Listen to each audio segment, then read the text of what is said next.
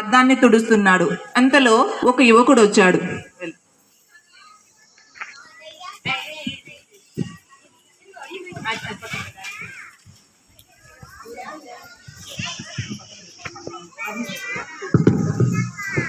తాతయ్య తాతయ్య, ఎందుకు అద్దం అంతలా తుడుస్తున్నారు?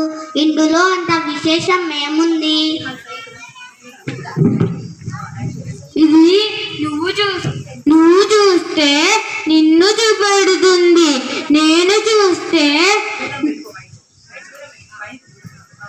ఇది నువ్వు చూస్తే నిన్ను చూపెడుతుంది, నేను చూస్తే నన్ను చూపెడుతుంది. అలాగైతే ఇది సాధారణ అద్దమే కదా, ఎందుకంత శ్రద్ధ? ఇది మనకు ఎన్నో పాఠాలు నేర్పుతుంది.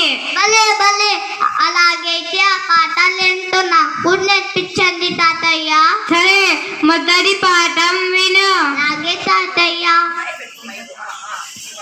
అద్దం నీ ముఖంపై ఉన్న మరకను ఎంతుంటే అంతే చూపెడుతుంది కదా. అవును. ఎక్కువ తక్కువ చూపదు కదా. అవును. అంటే దీని అర్థం మనము కూడా ఇలాగే ఉండాలి.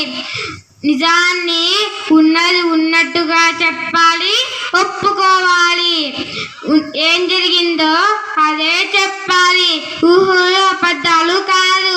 అలాగే తాతయ్య, నేను కూడా ఇకపై నిజమే చెప్తాను.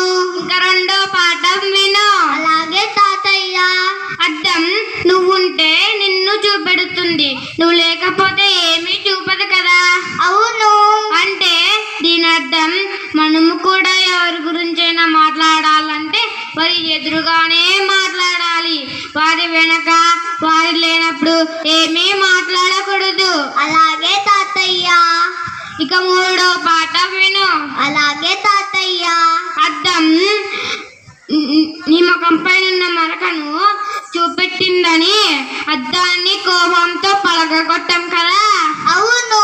అంటే దీని అర్థం ఎవరైనా మనలో ఉన్న లోపాన్ని మనకి చెప్పినప్పుడు కోపగించుకోకుండా మనలో ఉన్న లోపాన్ని మనం సరి చేసుకోవాలి.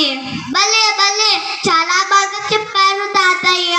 ఇంకొక చివరి పాఠం ఏమన్నా ఉంటే చెప్తారా? సరే విను. అలాగే తాతయ్య. అద్దం మనల్ని చూసే ముందు మనం శుభ్రంగా ఉండాలి. అంటే దీని అర్థం మన మనసు శుభ్రంగా ఉంచుకుంటేనే మన నిజమైన రూపం అందరికీ కనిపిస్తుంది. ఇది మనసు స్వచ్ఛత గురించిన చివరి పాఠం. భలే భలే, చాలా బాగా చెప్పారు తాతయ్య. ఇప్పుడు చెప్పు, ఎవరైనా నీ తప్పుని తప్పంటే ఏమి చేస్తావు? నా తప్పుని నేను ఒప్పుకుంటాను తాతయ్య. అబద్ధం చెప్తావా లేక స్నేహంగా